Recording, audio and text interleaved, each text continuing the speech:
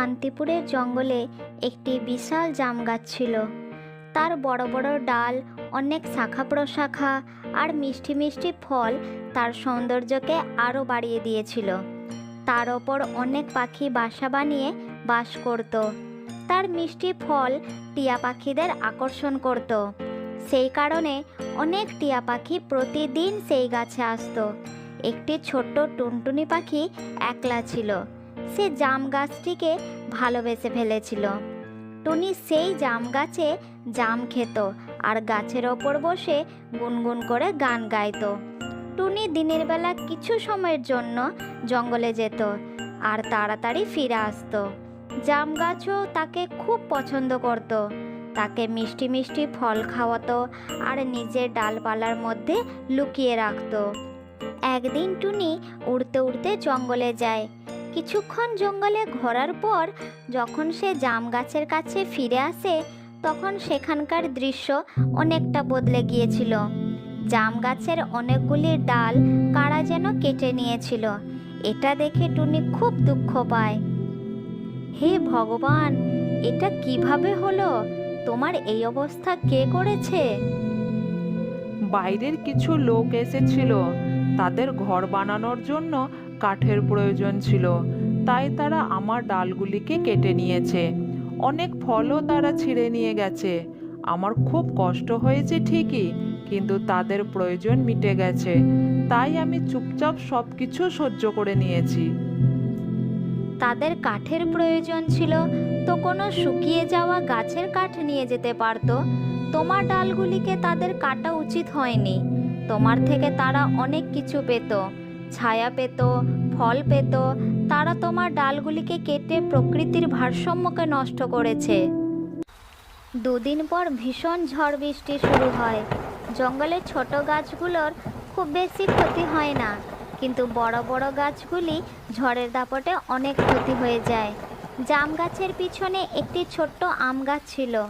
তার সমস্ত ডালগুলি দুর্বল ছিল, তাই আম গাছ খুব ভয় পেয়ে যায় আর জাম গাছকে বলে, জাম ভাই, আমার তো ভীষণ ভয় করছে। এই ঝড় বৃষ্টি মনে হচ্ছে আমাকে উপড়ে ফেলবে। বন্ধু, তুমি চিন্তা করো না। এই ঝড়ের দাপট প্রথমে আমার ওপরেই এসে পড়ছে। তুমি আমার পিছনে চুপচাপ দাঁড়িয়ে থাকো, তাহলে তোমার কোনো ক্ষতি হবে না। আমি তোমাকে বাঁচিয়ে নেব। ভয়ঙ্কর ঝড়ের দাপট জাম গাছের ওপর আছড়ে পড়ে।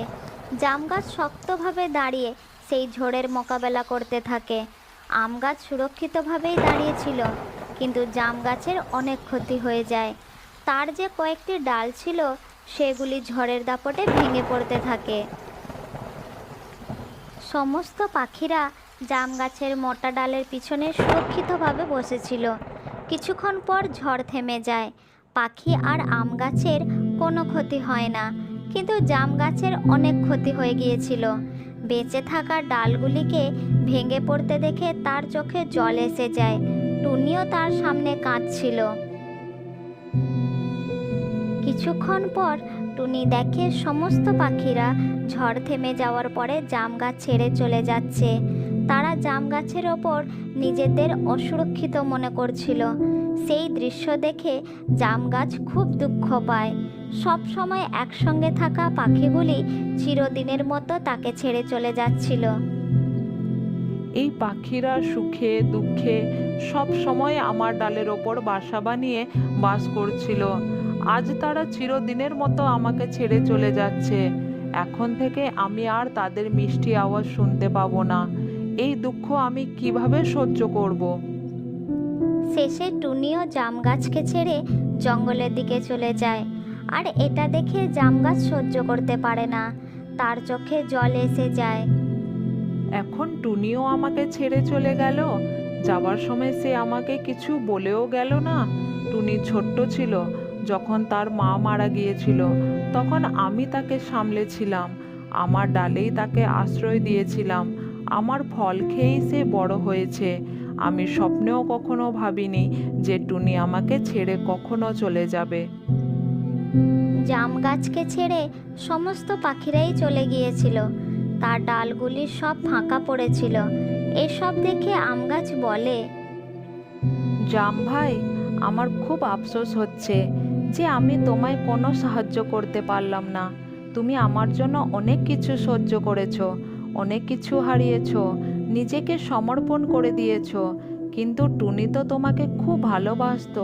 সে কেন না বলে তোমাকে ছেড়ে চলে গেল? বন্ধু, আজ আমার কাছে কিছুই নেই। আমার ডালপালাগুলো ভেঙে পড়েছে, সমস্ত ফল ঝরে পড়েছে। এখন আমি আর কাউকে ছায়াও দিতে পারবো না। তাই টুনি আমার সঙ্গে থাকলে দুঃখই পেত। ভালোই হয়েছে সে আমাকে ছেড়ে চলে গেছে। সে যেখানেই থাকুক, ভগবান যেন তাকে ভালো রাখেন। এখন তো লোকেরা আমাকেও কোনো একদিন গোড়া থেকে কেটে নিয়ে যাবে। আম গাছ আর জাম গাছের মধ্যে কথা হচ্ছিল। এমন সময় হঠাৎ টুনি সেখানে ফিরে আসে আর জাম গাছের সামনে উড়তে থাকে। আম গাছ আর জাম গাছ তাকে অবাক হয়ে দেখতে থাকে। আরে টুনি, আমার সঙ্গে দেখা করতে এসেছো? তুমি তো চলে গিয়েছিলে, তাহলে আবার কেন ফিরে এলে? আমি কোথাও যাইনি, আমি ওই পাখিদের থামানোর চেষ্টা করছিলাম যাতে তারা এখান থেকে কোথাও না যায়। আমি তোমাকে ছেড়ে কখনো কোথাও যাব না। তোমার থেকে দূরে থাকার কথা আমি ভাবতেও পারবো না। তুমি আমার সব কিছু, তুমি আমার মা, তুমি আমার বাবা। আমার ছোট্ট টুনি, তুমি আমাকে ছেড়ে চলে যাচ্ছ এটা ভেবে আমি খুব দুঃখ পেয়েছিলাম। আমি তো সমস্ত আশা ছেড়ে দিয়েছিলাম। কিন্তু টুনি, তুমি ফিরে এসেছো ঠিকই, কিন্তু আমার কাছে তো কোনো ফল নেই। তুমি কোনো চিন্তা করো না, আমি আমার খাবার ব্যবস্থা ঠিক করে নেব, কিন্তু তোমাকে ছেড়ে দূরে থাকতে পারবো না। এই কথা শুনে জাম গাছের চোখ ভিজে যায়।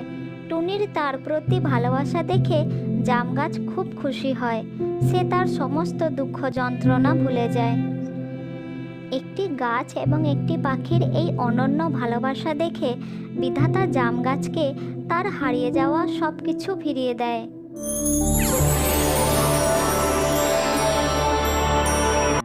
জাম গাছ আবার ঘন সবুজ পাতা ও ডালপালায় ভরে যায়, আর সমস্ত পাখিরাও ধীরে ধীরে সেখানে ফিরে আসে। তারপর তারা সবাই হাসি খুশিতে বাস করতে থাকে।